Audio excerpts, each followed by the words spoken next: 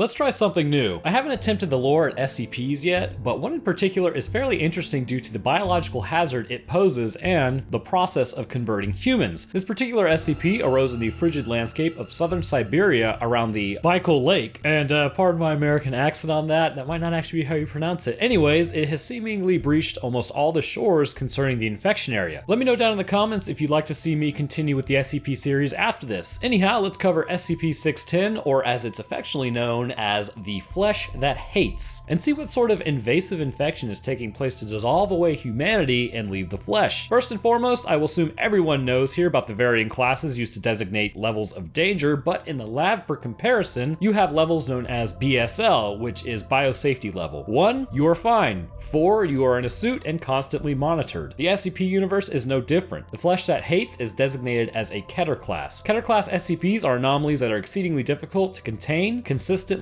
or reliably, with containment procedures often being extensive and complex. The Foundation often can't contain these SCPs well due to not having a solid understanding of the anomaly or lacking the technology to properly contain or counter it. A Keter SCP does not mean the SCP is dangerous, just that it is simply very difficult or costly to contain. The last statement does not apply to this outbreak. This disease is considered exceedingly dangerous and contagious, and given the opportunity would melt every creature on Earth. Another reason it is given the term Keter is mainly due to the complete size of this unit, which in turn means it essentially cannot be contained should another full-scale outbreak happen. Due to the vast area of infection that SCP-610 covers, containment is impossible. Isolation of the area has proven far more effective, and permission has been granted by the Russian government to establish a perimeter. This will keep out people from these areas under the guise of military operations. Should any organism displaying traits consistent with SCP-610 be sighted near this perimeter, then the established protocol requires it be engaged at range with small arms until immobile, then dispatched using incendiary weapons and munitions from as great a distance as possible. Any living thing coming into physical contact with an organism infected with SCP-610 is considered expendable, and it is to be immediately terminated and incinerated. Any person coming within 3 meters or roughly 9 feet of SCP-610 infected life are immediately to withdraw from the area, be isolated from the rest of their team, and subjected to medical examination using only remote techniques. This will determine if infection has occurred and appropriate steps taken based on this determination. As mentioned previously, SCP-610 was initially discovered in Russia and learned about through undisclosed channels. The Foundation was informed and was allowed in to deal or attempt to contain the outbreak through data and knowledge collection, as well as more aggressive means. Based upon the exploratory measures, progression of the disease was determined as follows. SCP-610 appears to be a contagious skin disease at first, with symptoms including rash, itching, and increased skin sensitivity. Within 3 hours, the disease will cause blemishes resembling heavy scar tissue to form in the chest and arm areas, spreading to the legs and back within an additional hour, consuming the victim completely within 5 hours. Exposure to higher temperatures vastly decreases the time for the contagion to spread, and complete infections have been recorded in occurring in as little as 5 minutes. After the completion of the infection occurs, the victim's life functions will cease for approximately 3 minutes, after which time they will restart 2 to 3 times the activity rate of a normal human. Following this, the scar tissue on the victims will start to move of its own accord and grow at a rapid rate. Normal human features start to disappear at this point under the infection, and the path of mutagen appears to be largely random. Subjects observed in this stage of infection have been recorded as growing 3 or more limbs of a type such as arms or legs. The head may become misshapen and elongate or widen out, and parts of the subject may split open, from which additional branches of flesh will grow. The duration of this stage of infection is unknown, and not all subjects appear to progress to the later stages. Based on this, we can conclude a few things about this disease. After initial exposure, your body recognizes it as a threat. The innate immune system is the first to arrive at the point of contact. Your macrophages appear to actually attempt to eat this infection, but are more than likely ineffective against this mystery disease. The rash, itching, and skin sensitivity are all responses by the body to try to kill the infection. Unfortunately, this may cause more issues than it solves. In the process of swelling the area with inflammatory hormones, more blood is sent to this damaged area. This in turn would cause the infection to spread to more parts of the body quicker. The next part seemingly appears to show up at this point. The blemishes and heavy scar tissue more than likely is not the host's own tissue, but instead is more likely the infection tissue invading other parts of the body. The blemishes are simply the host tissues being broken down. As it continues to spread to more distant limbs, the process begins to speed up as more and more cells are converted to Team 610. Interestingly, temperature is a major player player in this infection, which maybe actually that's not that interesting. While the internal body temperature of humans is roughly 98.6 degrees Fahrenheit or 37 degrees Celsius, internal temperature does not seem to speed up this process. Instead, it's based on environment. Colder temperatures slow it down like it would with most cell divisions and metabolism, so while the interior of the body is converted at a normal rate, external temperatures speed up the infection. This is pretty bizarre, mainly because the internal temperatures should be able to produce similar results. Regardless, as stated, higher temperatures will lead to the expiration of the host at an accelerated rate. The most unfortunate part about this disease, however, comes from this timing and location. Again, it's cold for the most part in Russia. As such, humans, being social creatures, will seek help upon being infected. This is what the disease is actually banking on. Cold temperatures, slower infection time, surviving humans. This has made it extremely tough, coincidentally, to report any findings on 610, as those who would be writing up the reports are in turn infected. As stated, observation of life infected by SCP-610 by staff is impossible. Those infected with the disease immediately seek out the aid as natural human impulse, resulting in unintended infection. Those infected past the scar tissue phase actively and aggressively attempt to infect anyone approaching them within an undefined area. It has been established that should an infected be capable of sight and observe an uninfected, it will proceed towards them. If the infected has lost the ability of sight, a range of approximately 30 meters or roughly 90 feet is considered safe. Due to this, those seeking help actually unwittingly play into the hand of 610 and spread its influence. But is this human nature, or is the person being controlled? I believe it to be the latter over the former. This disease seems to be much more than just your typical run-of-the-mill microorganism infection. Humans and infected are controlled in certain ways that seems to suggest more intelligence than what can be expected from your standard single-cell organism. Humans recently infected are driven outwards to look for help. The wholly infected also exhibit strange behaviors not yet understood. Under unknown conditions, an infected individual will cease moving and place itself in a location it deems suitable where it roots itself. The fleshy growths on the victim will then begin to spread itself across all surrounding objects and consume them. Such objects do not spread the infection as living creatures do. However, the effect of prolonged contact with these objects is recorded in later documents. It is assumed that this behavior is to create an area hospitable for continued growth and the growth of other infected. What I also find interesting is how the disease still utilizes human structures such as eyes. So even with the cells converted, it appears that the supercell will still carry out certain functions that those cells originally performed. So from here, we all know that according to the records in the area via observations by drones and debriefs, the disease seemingly spreads by touch. But based on observations later, I would wager a guess as to say this is not the end game of this creature. It is merely the best way in the early stages of conquest. Why conquest? Because this is clearly more than just an infection, this is an invasion. As stated in the report, at the present, the known infection vectors of SCP-610's spread seem to really be focused on physical contact. Drone movements within heavily infected areas have returned air samples containing minute particles which, when exposed to organic compounds, will result in the spread of SCP-610. The results of these particular tests have revealed that most require several days to manifest, if at all, with the exception of direct contact with exposed lung or liver tissue. These particular tests show a rapid rate in growth, which require incineration of the testing environment no more than 24 hours after initial exposure, with even a 2-hour mishap risking a compromised facility event. Given that this kind of rapid growth only occurs in organic material existing outside the human body, this form of infection is currently considered a minor concern. If allowed to stay and thrive, which considering it cannot be fully contained at the current time with the technology level humans possess, this creature will begin to produce spores and almost begin a process of terraforming the local area. In fact, in this process of constructing a perimeter to keep the infection from spreading, they began to learn that things were actually much worse off than they originally thought. During construction of the perimeter surrounding SCP-610's containment area, several Class D personnel were infected due to an assault from infected villagers or animals roaming the area, in addition to a number of infections as a result of escape attempts and careless behavior. Most of these infected personnel were immediately destroyed with flamethrowers. However, a small collection of infected were contained in cold storage units, which prolonged the inevitable progression of SCP-610's mutagenic properties. The decision was made to utilize some of these infected personnel as video relays to dispatch them to nearby sites. The infected personnel were instructed to observe and avoid interaction with infected villagers for as long as possible, but should a situation arise where they met with aggression or feel as though they were losing themselves to SCP-610's influence, they are free to take out as many infected villagers as they so choose and do as much damage to infected objects and property as possible while maintaining video feed. The intent of this order was to provide data of SCP-610's infection infected communities in a raid situation, so a plan of eradication could be better established. At the time of this expedition, Site C was suspected to be the possible origin point for SCP-610, having far fewer mobile infected than other sites as well as structures which appear to have been layered over several times with terraforming effects of the immobile infected. Dispatched Class D personnel, known henceforth as DI-1, DI-2, and DI-3, were directed to pay particular attention to anything that would be considered an origin point for SCP-610. The trek from the perimeter camp to Site C was uneventful. There was no evidence of any native animal life in the area, and as Site C is approached, there is a noticeable rise in temperature within the last 30 meters of the trip that necessitates removal of heavy cold-based coverings that they were provided. The temperature rises again sharply at the entrance of Site C, which requires further shedding of garments for fear of heat stroke. Temperatures within Site C are described as being heavily humid and around 32 degrees Celsius or 89 degrees Fahrenheit. Based on this report, the infection is no longer just existing, but is altering the environment to be more beneficial, and should it escape the perimeter, it surely would convert all of Earth's populations into these meaty creatures, but even still, the infection seems to be colonizing the area, which suggests higher thought. As the venture continued for the Class D sent in, they approached the center of the town, where they began to realize just what was happening in this village. They proceeded to the village center and encountered another previously unknown phenomenon. In the precise center of the town, rising above what was the community well, is a sphere suspended by angled supports comprised of SCP-610's flesh. The ball is riddled with all the features of humans in the early stages of SCP-610's infection, as well as a good number of assumed to be in the later stages. A number of specimens of non-human life forms such as deers and bears are also visible within the mass. The entire sphere of flesh pulses at roughly 5-second intervals, and with each pulse emitting a ring of spore-like material from its equator. This material floats to the ground and appears to be absorbed into the converted environment. DI-3 begins to douse the sphere with the provided gasoline, and when questioned by a panicking DI-1, explains this looks like a